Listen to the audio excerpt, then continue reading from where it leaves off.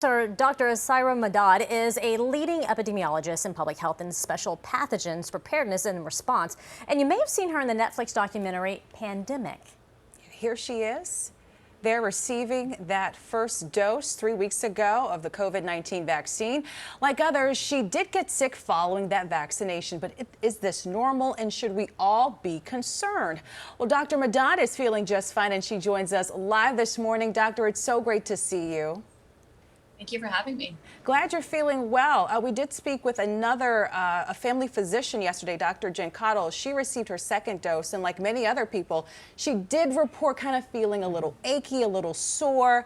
But now that you've received your first vaccine, what were some of the symptoms you experienced? Well, I think it's important to probably first mention these are reactogenic vaccines. They're not going to be a walk in the park. So you're going to have potentially experience some side effects. And so for me personally, within the first 24 hours, I experienced both at the local level where the injection was, inserted. So for example, localized pain at the site of injection, and then more systemic. I had fatigue, fever, chills for about 24 hours. Oh. I did take Tylenol, shortly after. That really helped my symptoms and just the way I was feeling.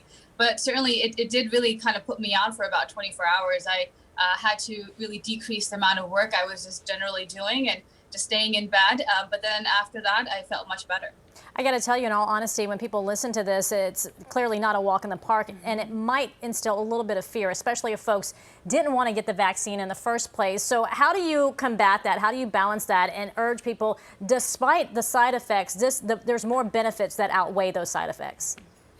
Well, the side effects first are, a good sign that your body is working. It's reacting to the vaccines and, having a good immune response. And not everyone's going to have that. So just, if you don't have those symptoms, doesn't mean that the vaccine's not working in your body.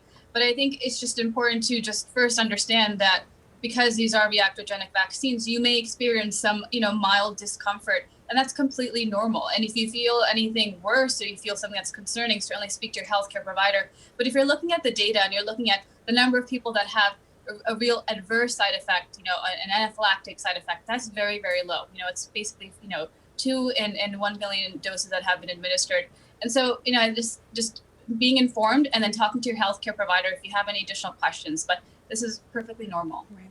And doctor, you are a breastfeeding mom right now. Were you hesitant about getting this vaccine?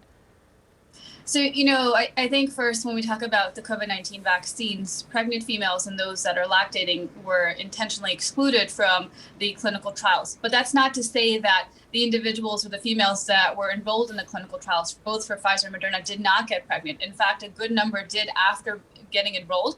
And if you're looking at the data from that end, no one had an adverse side effect. In fact, from both those COVID-19 vaccines, the manufacturers and the pharmaceutical companies, actually did DART studies. These are developmental and reproductive toxicity studies on rats. Similarly, it didn't show any adverse side effects. And I think coupled with the fact that how we know mRNA vaccines work, this is not an actual virus that's being, sent to your body. Mm-hmm. I felt much more comfortable also knowing my risk of exposure. I'm out in the field, in the community, and my risk of getting COVID-19 is much, much higher. And so I think taking a lot of this information into consideration, looking at, for me, what is the best decision, and also talking to my healthcare provider, this was something that certainly I felt comfortable doing. And then if you're actually also looking at the recommendations by a number of these reputable institutions like ACOG. Essentially, ACOG is the American College, of Obstetricians and Gynecologists, and SMFM, which is the Society for Maternal Fetal Medicine.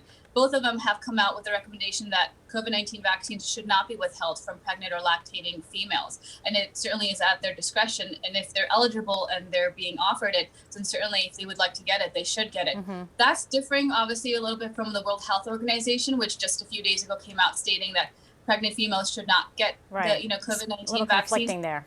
Yeah, it is. But I think if you look a little bit at why they said that, there's no more data. There's nothing for them to back that up with. And so when you look at the World Health Organization, when they make these recommendations, they're looking at it from the entire world's perspective. They're looking at giving these recommendations to low and middle income countries where females do not have access or readily access to healthcare providers, and vaccines may not be actually widespread available there. At the same time, I think, having that type of statement certainly is very, very conflicting. So going back to ACOG and AFMM, they continue to say we're holding true to our recommendation. And so if any pregnant female wants to get the COVID-19 vaccine and they're eligible, certainly that should not be withheld. Yeah, it's definitely within your discretion. And if you think about it, I remember being pregnant with 2 of my children, and they suggested that I get the flu shot each and every time while pregnant, and a lot of women feel the same way about the COVID-19 vaccination as well. So Dr. Madad, thank you so much for taking some time to try to explain a lot of these things that we simply don't know the true answers to as of yet, but we're leaning on science. Yep. We appreciate your time. Absolutely, anytime.